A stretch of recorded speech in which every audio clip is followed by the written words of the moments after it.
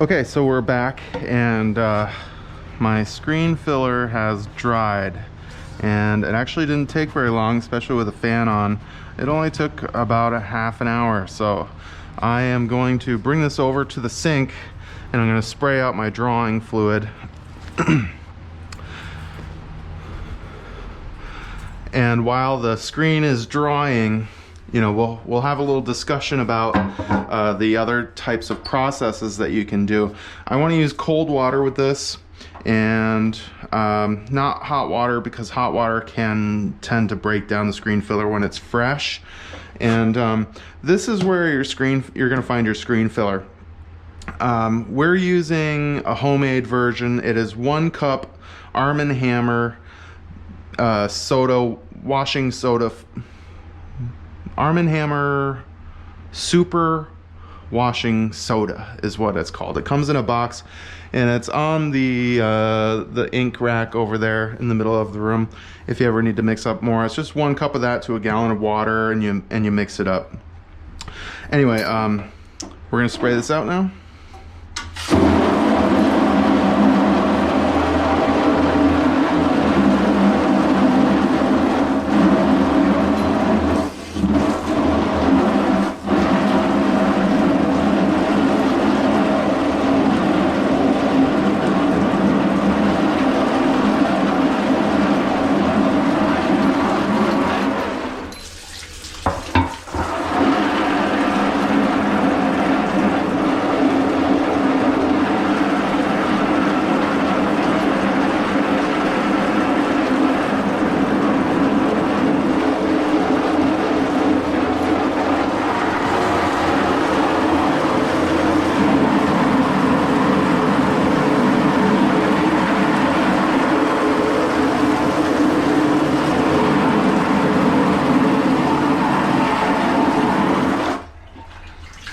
Make sure you have it all on.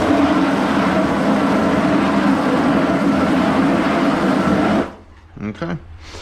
And so you don't need to, you know, use any abrasive. You don't need to do anything like that.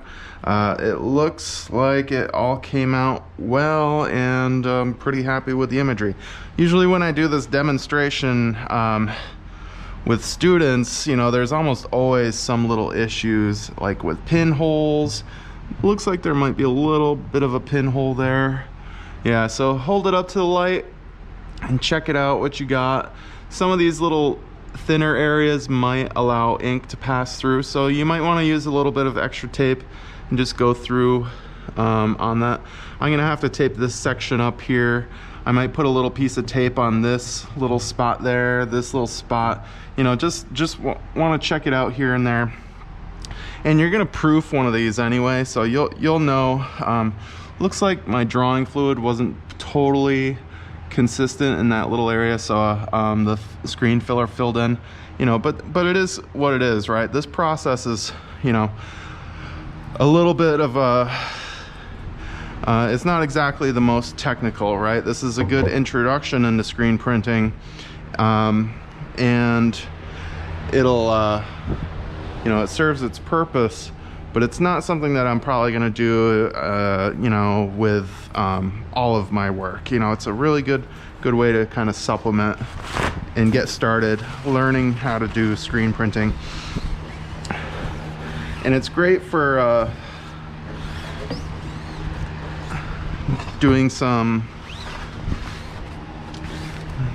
supplementing it with other processes. So we're gonna kind of talk about that in just a minute, how we can kind of supplement some of these processes. Okay, so I'm gonna let this dry. I'll probably come over and turn it over, and we'll leave it like that for now. We'll come back in just a second. Okay, so let's see. I've got some paper prepped here, but what I really want to talk to you about is some other alternative types of processes that you can do.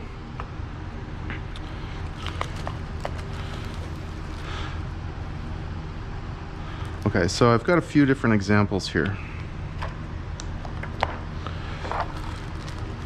And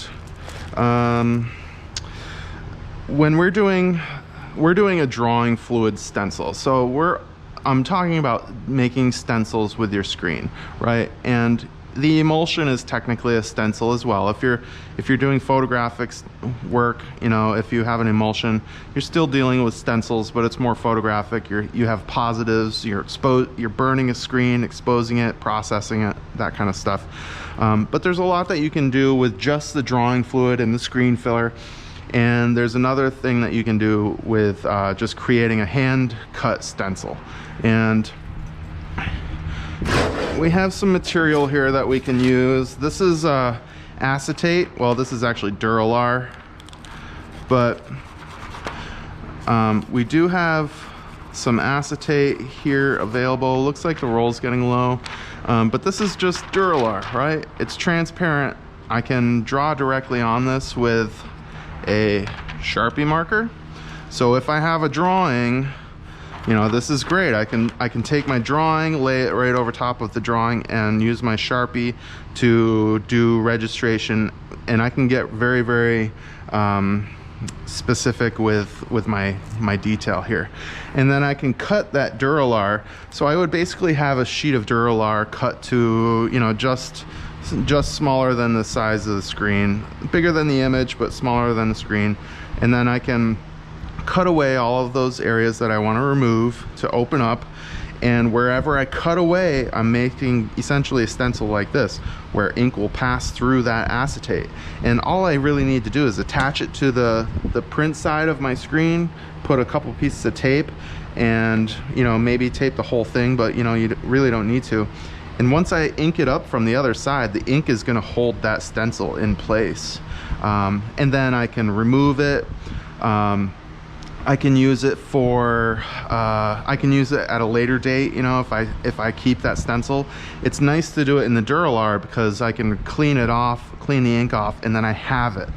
And I can, you know, pull it out and use it for different screens. Now, I might do that. I might make a stencil later on that is I could do two things. I could do a circle that is this large, and print an open circle for a background color. So say, like, you know, maybe yellow, kind of like a moon, because we've got a wolf here. And then I might cut another stencil out of another piece that is in the shape of this dog, and maybe I'll make that brown, and maybe I can do and then I can print this over top of that. So I would print my yellow circle first, and then I'd print my brown for the background of the dog, and then I can print my black over top of it. And another thing that you can keep in mind is I don't have to necessarily print this whole image right now. I can mask off areas with tape. So say I wanted the wolf to be one color, the text to be another color, and the circle to be another color. I can start with whichever one I want to and just tape off this whole section. If I have clear separations, I can tape that off and print, and tape this off on this side and squeegee so just the wolf is open, and print that in one color. And then I can clean my screen, tape off, remove the tape, and tape off everything except for the text, print that in another color, and then rinse it out, remove the tape, and tape off all of this, leaving the circle, and then print that in a third color. So if I have clear separations of objects and structure within the composition, it's easy for me to just tape off different sections and print them in different colors, and that way I can get a lot from one screen. If I want this all in black, I can do that other ways too. You know, I can print different sections of this in different colors. It's really, it opens up your possibilities quite a bit. So I wanted to show you this. This is just a stencil cut. So this is a hand cut stencil out of Duralar, but so this is one piece of Duralar that I cut, and so wherever the black is, I cut away with a razor blade. Now the thing is, when you're doing something that's more intricate like this, you have to keep in mind that the negative space has to always connect. It has to have a matrix that holds together. So you'll notice there's free-floating blacks, but there's not free-floating whites. All of the whites are interconnected. So you could draw a line from anywhere in this white section and draw a line through it, because it has to be one piece of Mylar. Now that's not to say that you can't, like, you know, add pieces, like tape a small piece of Duralar to the screen and other areas, but for the most part you want to keep in mind that you have to plan this out so that it's all interconnected like a network, okay? So that takes a little bit of practice. This image is let's see, this is a few different screens, but you can see the black is my K screen. I did that with drawing fluid, and I did the yellow on one screen, and I did the gold on another screen, and I did the red and the orange on different screens. Actually, I think that the red and the orange were cut stencils with Mylar. So sometimes it's easier just, you know, if I need to open up a section, instead of going through all the process with like doing the drawing fluid and the screen filler, if I can get away with just cutting a piece of Mylar to the shape that I want to open it up, then I might as well do that. Now this registration was off, you know, but it was, you know, kind of intentionally off. We're taking some liberties with that, and I was playing around with a few different things. You can see this is just like with the black and the red. Yep, so the red is definitely hand cut. Now another thing is with the color combinations. Now I printed red first, and I printed yellow over top of red. And you can see where the yellow was over top of the red, I have orange, because the yellow is more transparent. On this one, I printed the red on top of the yellow, and the red is more opaque, so it covered up the yellow, so I don't get that blending of the colors. So if you want to have the blending of the colors, you want to print lighter colors on top of darker colors. So if I wanted a green, I would print yellow on top of blue and have those sections overlap. So you can play with this, and you can play with which screen is printed first, you know, that kind of thing. I'm going to do a different demonstration with registration, and I'm not actually sure if I'm even going to print on paper today. I might just print a t-shirt and call it a day, and then, because I know I'm going to have to come back and do another demonstration with how to register your separate layers properly. So I might have to come up with another screen for that, so we'll see. Kind of running a little bit short on time here.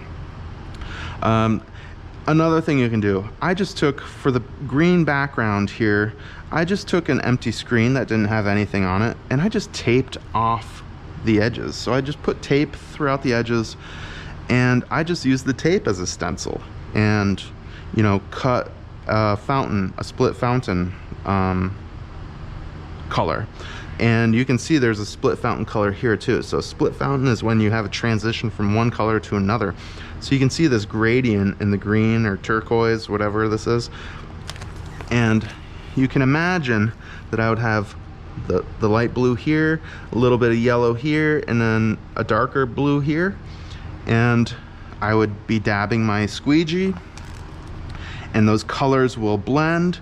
If I don't blend them up well by passing my squeegee back and forth a bunch of times, if I just leave them here, I can have more harsh transitions. So like a blue, a yellow, and a red. If I wanted to do that with like very hard transitions, I can, or I can blend them together to create more smooth, gradual transitions. You can see this one from like an orange to a red. And even that is a pretty soft transition. But then when I squeegee, it appears like a transition, right? So it's a nice way to add a little bit of character to your prints. If you have nice open areas, it's not a big deal. It's called split fountain. It could also be called a rainbow roll, and in some other print processes we might call it a rainbow roll or a split fountain.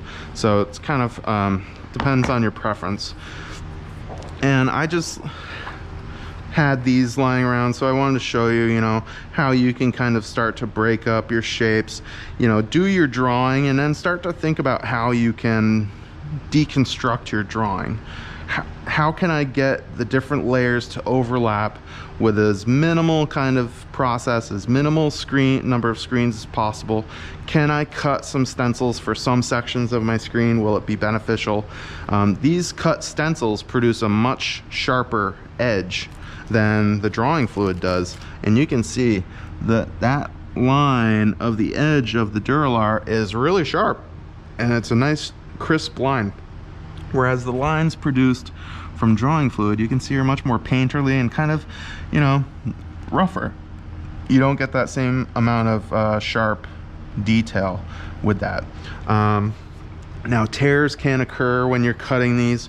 This might be a little bit thick. This is like old projector transparencies that I had floating around. They're a little bit thick, and so I'm not sure how well these would cut out with an X-Acto blade. But you can see once I overlap them, you know, I want to make sure that there's no gaps in between. I want all the colors to overlap so that there's no like little bits of white poking out, unless I do that intentionally. But you can kind of start to figure out, okay, how can I deconstruct this? What colors, how are these colors going to interact with each other? What can I do, right? So just take that planning to note. Okay, so there's some acetate. That's one thing you can use. Another thing you can use that's really common is just wax paper. And again, you can, wax paper cuts really easily. It won't come apart, you know, in the water right away. It'll hold up for several printings if I need it to. I could use wax paper. Contact paper is really good because it has that adhesive backing to it, so I could stick it right to my screen and then print with it without using any tape if I wanted to. So that's good. It's probably not going to hold up in multiple printings though, so I use it and then I'm done with it, which can be a problem if there's issues with registration and then I have to take it off, or maybe I have some ink issues where the ink dries and I have to remove it. But for the most part, you know, there's not going to be any issues. Okay, I'm going to flip that. And the last thing that I wanted to talk about before we go on to printing is using just screen filler. I can use screen filler in a reductive method that's really, really fun. I can take the screen filler and instead of painting like with the drawing fluid and applying the screen filler and the screen filler going in the non-image areas, I can apply the screen filler directly to the screen with a paintbrush and then print like that. So I'd be bypassing the drawing fluid. I would probably want to have a drawing done as well, but the benefit of this is I can work reductively on one screen and get lots of different colors. So if I want to work reductively, we've probably all taken some drawing course where we do charcoal and we work reductively. We start with a gray and then we take our eraser and we erase. With lino cuts and block printing, you can do a reductive method as well, called a suicide cut or a reductive block print. With screen print, you can do the same thing.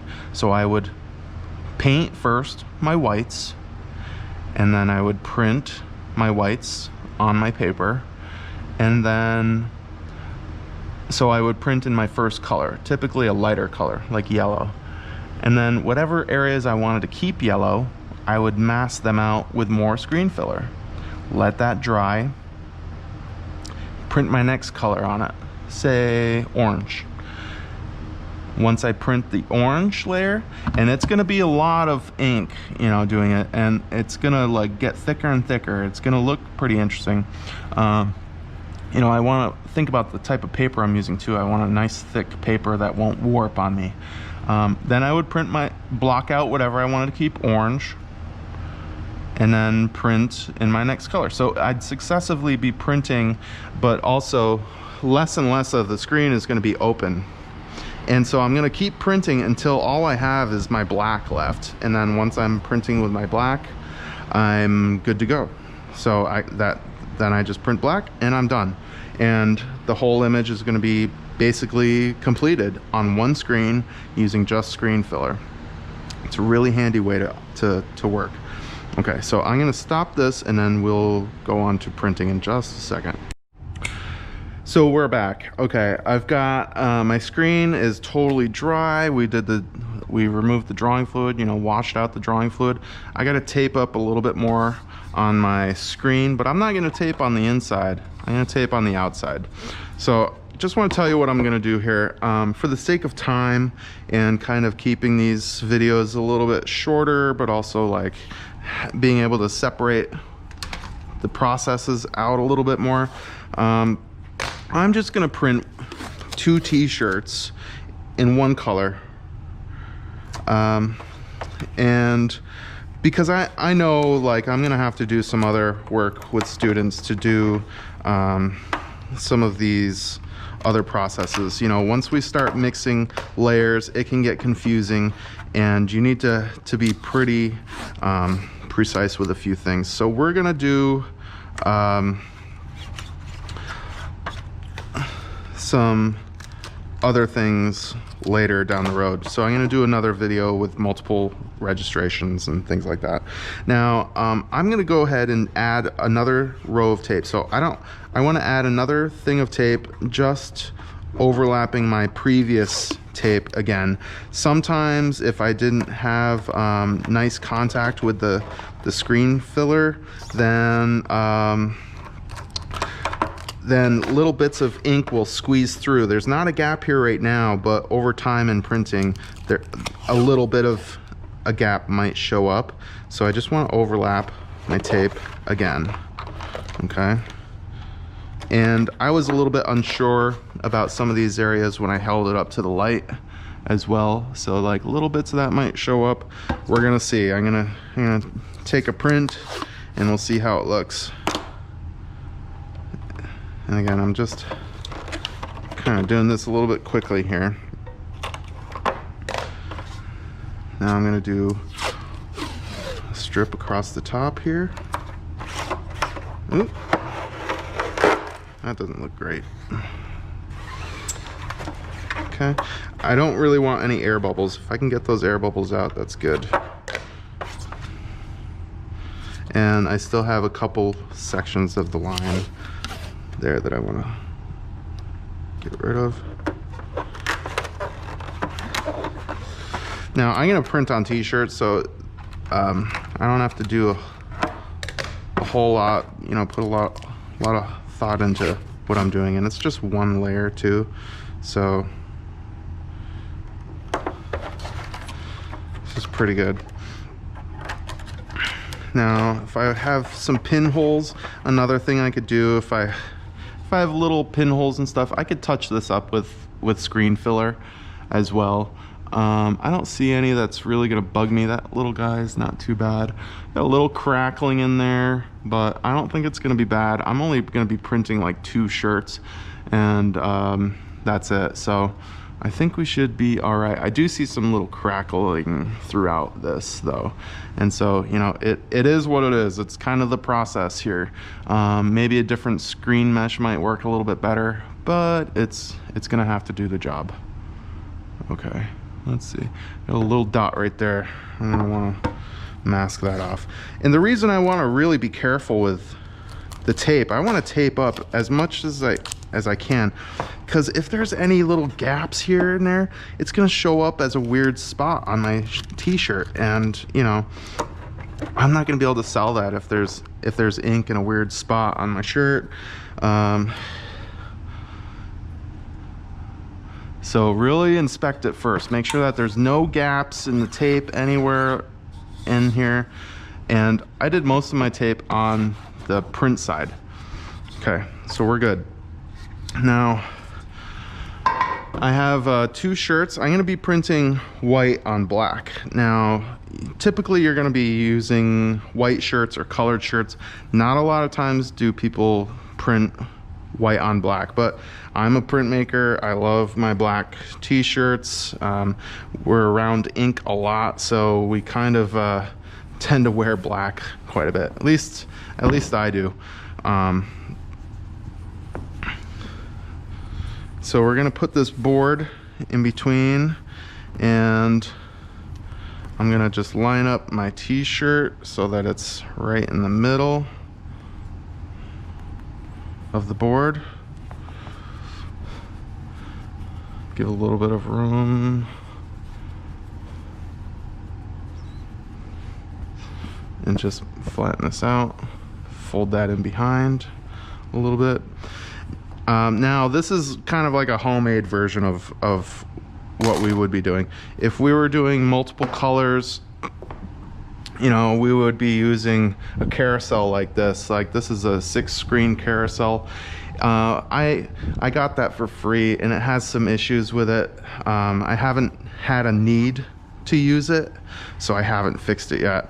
But there is a way that you can just transfer, you know, you would slip one screen or one t-shirt onto a board like this and attach it to that, and then you put all your screens on there and just go around and print one color at a time, all at the basically at the same time. So you can print multiple colors all at once. But you know, this is good, especially for one or even 2 colors. You can print a couple at a time. And if the registration isn't like a real issue, then you can just kind of eyeball a lot of these. Like if the registration isn't necessarily intensive. But there is another method where we could take our screen, attach it to a backing board, and do a flop method with a piece of acetate. So you would have a piece of acetate with your image on it. You could line up your image on your t-shirt, flop the Mylar over, line it up where it needs to be, and then line up your screen with that piece of Mylar, lift the screen up, remove the Mylar, and then take a print. So there's some things, but you know, I'm probably not going to talk too much about that unless we need to. There is times when doing a flop registration is handy with printing on paper as well. So, you know, we'll keep it in mind. I'm not sure if I'm going to demonstrate that though. For the most part, I'm going to do a butt registration method in this with the class, so that we make little things like this where I can slide my paper in and butt it up against the corner, and that would be my butt registration. I just want to make sure that all my paper is cut the same, and that I keep consistent with which side of the paper, like which corner of the paper I do my butt registrations. So that's just a quick little insight into that. But what we're gonna do now, this is all taped up well, and I've got my shirts here. I've got the proper squeegee that I'm gonna use, and I've got my ink. So I'm doing, these are just cotton tees. They're probably a blend, like polyester cotton blend. You know, you can use different types of shirts.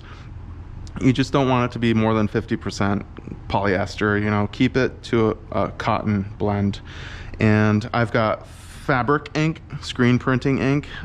We don't use any of the other types of inks. We don't use the water-based inks. Those kind of suck. I've had really mixed results with those. And we don't use the I forget what it's called. We don't use enamels, and there's some other inks too, but we really don't get into that because, you know, it requires some different chemistry to clean the screens, and you know, we're on a pretty small budget here. So I've got some Blick fabric screen ink. Now this is probably not as opaque. If I'm printing white on black, I want to make sure that my ink is pretty opaque. And so I've got some Permaset here, and other ones that are good are like the Galaxy inks, but you know, I didn't order any of those this year. I just have this. So I'm gonna use this Permaset ink. This one is mine, so I'm just gonna go with this. Now I want to probably have something like this. I've got some cards. Now with a design, t-shirt design, consider where you're putting your design. A lot of people will tend to put it like right here in the middle, but this is probably too low. If you look at some of the t-shirts that you might have in your closet or in your dresser, you know, look at how close this design comes to the collar, right? It's actually surprisingly close to the collar. So you really want that design to end just like 1.5 inches, 2 inches below where the collar ends, to have it on your chest. If you put it too low, it's going to be on your belly and it might look a little bit off, right? So we don't want that. So I'm going to take my design, and actually this is the same width as the board, so that's good. It's going to be easy to center it, and I'm just going to eyeball where that is. So what is it? The collar's right there, so I'm going to go about there, and this is good. So fingers crossed here. I usually mess up these demonstrations somehow, but it usually happens with the screen filler. So maybe we'll get lucky here. And the white ink, you know, because it has to be more opaque, the white ink tends to be thicker, which also means it dries faster on my screen. So I want to work kind of quick. If it dries on me, you know, then I'm gonna have some problems, and I'm gonna have to really put some pressure when I'm printing this. I'm probably gonna do a couple passes because it is fabric ink, and so I'm going a little bit overboard with the amount of ink because it's white, and I know I have issues with this. So, and as soon as I'm done, I'm gonna bring it over to this one and print on this shirt. Okay, so I'm gonna dab here, and I don't have a hand free, so I'm gonna try and print this with one hand, and we'll see what I get here. I'm gonna put some pressure down, moderate pressure over, and I'm gonna want to do multiple layers. So I'm gonna kind of jolt it like that, and that dislodges the ink from it. And I'm gonna do a flood pass. Now, sometimes we do flood passes. I'm actually gonna be printing with this, so I'm putting some pressure on this as well. So I'm trying to get it through the mesh. I gotta work quickly now, because I don't want that ink to dry in my screen. If like this, it can dry pretty quickly. So I'm gonna do one more.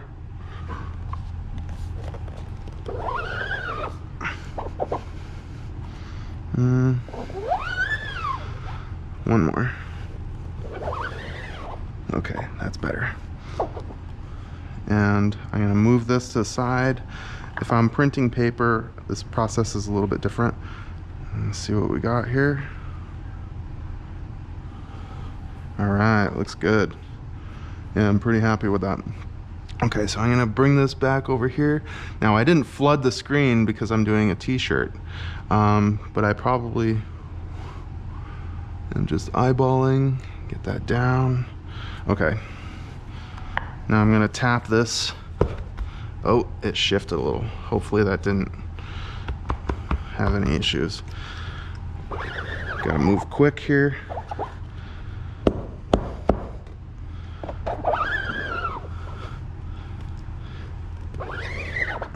Again, if I had a friend to hold the screen, that might be nice. And there's a couple other little tricks we'll do. Okay, I'm gonna call that quits. Take this, move that to the side. Hopefully that little shift didn't really cause any issues. Nope, it's good. So if I could do that in fewer passes, I would, but I wanted a really nice solid white, so I did quite a few passes, but maybe I lost a little bit of definition in there, but I'm okay with that. This is good. So I'm gonna try and salvage this ink as much as I can. So I'm gonna I'm gonna lean this screen up against something, and I'm trying to work kind of quick here too. that ink is drying in that screen. So if I were to take that out right now and do some more, I might have some issues with it because I'm not doing a flood pass, and we might have to describe that a little bit. So when we're printing, right, we do just what we did. So we pull the ink towards us, and then we dab it and we get it in front of the squeegee, and then we lift it off of the t-shirt or off of the paper typically, and to remove the paper, but we give it a flood pass. And that means we're just flooding the screen with fresh ink so that it doesn't dry, because this is not flooded, and you can see the mesh. That ink is drying in that mesh right now, and that'll cause a lot of problems later down the road when I'm printing successively. So if I'm printing on paper, I want to squeegee, lift up my screen, flood pass, and then remove the print and put in the new one. I'm not doing that flood pass though, because I wanted to be able to see where my design was on the next t-shirt that I printed. And I knew I was only doing 2, so the ink really wouldn't dry in that amount of time. So salvage what you can out of this.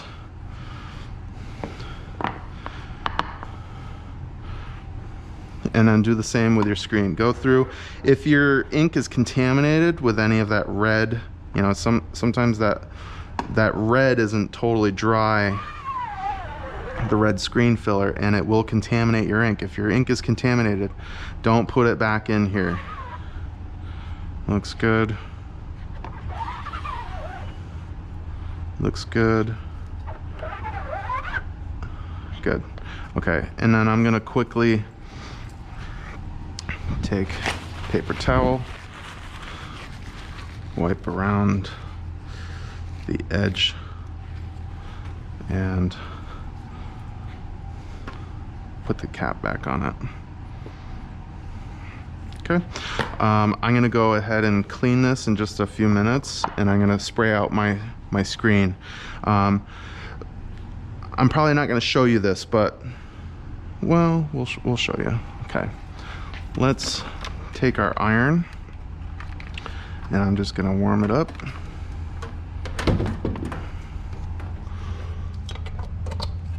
And I'm gonna crank it up to its highest setting. Let that sit, and let's go spray out our screen.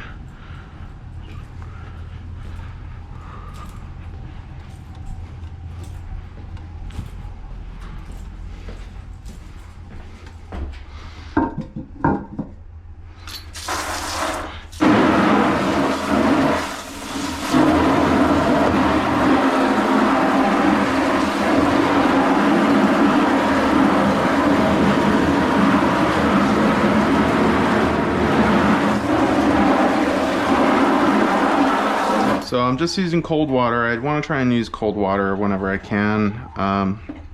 You know, hot water might start to break down.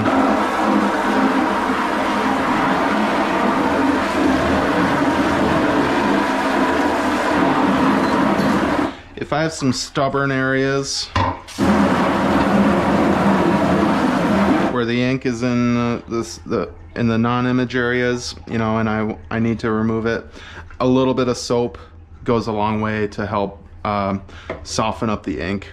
I want to use a really soft pad. This is meant for screen printing. I want to make sure I'm not using anything abrasive like this, or even like this on my screen, because it's going to start to wear it down. So I want to make sure I have a nice clean sponge.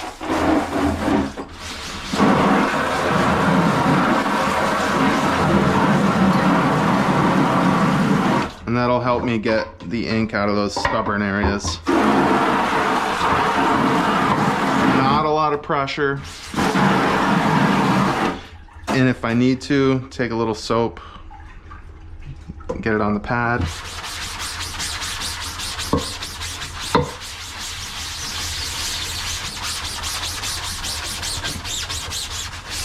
Not using a ton of pressure or anything.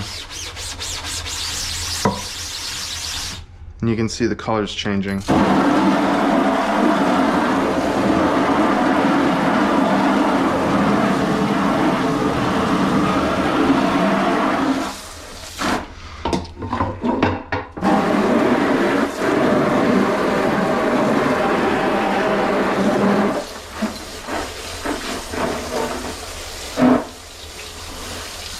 try to get the ink out of this, out of my sponge.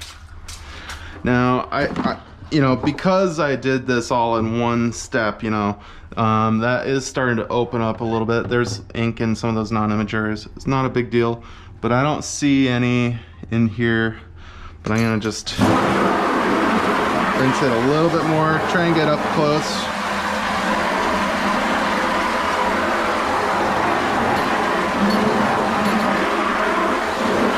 A garden hose type of pressure is even better if you can get that. This is getting a little bit old. And just inspect it, and I don't see any ink in those non-image areas, so I'm just gonna let this sit. And actually this tape is really good. It'll hold up with several layers of printing. So we're gonna set that aside, make sure that these are off. This was on when I came in. Come back and finish cleaning my squeegee. Maybe with the squeegee I'll use something a little bit more abrasive because it does tend to stick to this. Make sure I get all the ink off, all the little gaps, everything. I want all the ink off of this. If it dries on the blade, you know, I have to get it off at some point. It's got to come off. If it dries on the blade section, it'll cause streaking when I'm inking, and I really don't want that. So there we go, we're good to go.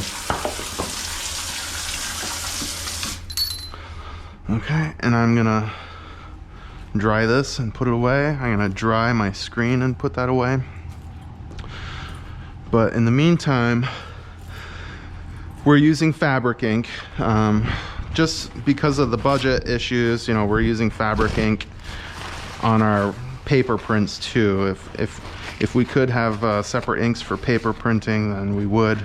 But keep in mind, you know, with transparency, if you make your ink transparent with any modification, if you modify your inks, you know, it's probably going to have a little bit of a different effect on it, and it might not print completely the way that I intend it to. So I've got my ink is probably, yeah, it's still a little bit tacky. I'd like to let this sit and dry for a little bit, but we're going to talk about how to cure the ink. So the ink is still wet. If I were to wear this and then wash it, some of this design is going to start to come off, and it's not going to hold up over successive washings. So I need to cure the ink.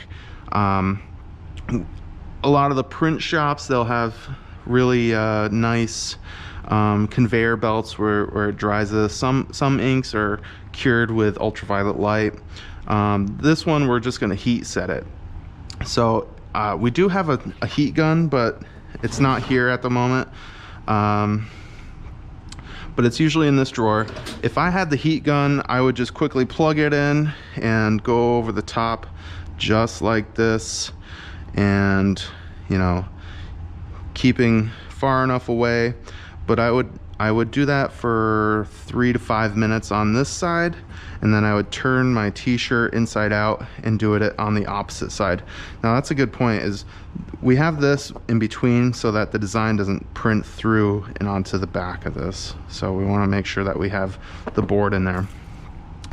So I could use my heat gun. If I'm at home, I can actually set my oven. I think it's 250.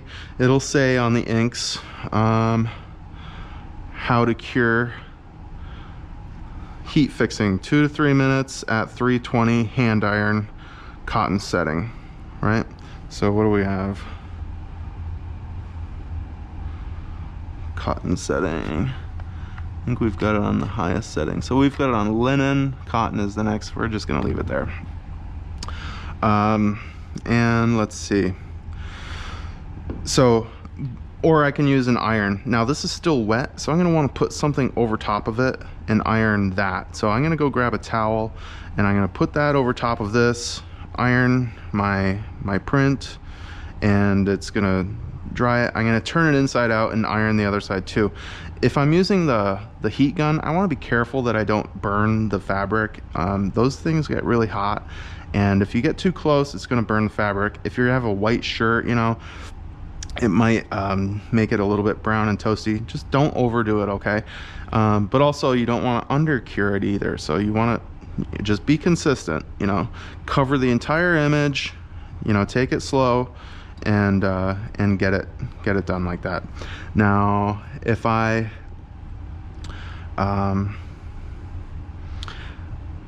yeah, actually, so that's about it. I think I'm gonna go and grab this and do this in my own time, but you guys get the point. So we're gonna make sure. Ideally I'd let this rest and dry for 20 minutes because that ink is a little thick. It's drying now. It's not tacky anymore. But you know, I don't necessarily want to iron it right away. If I had the heat gun, that's fine because I can pass that over, it'll dry the ink. I just don't want to make contact with this, and I don't want to put direct contact with the ink on the t-shirt with the iron. So just make sure you have something in between the two to kind of compensate for that. Okay, and that's it. I'll see you next time.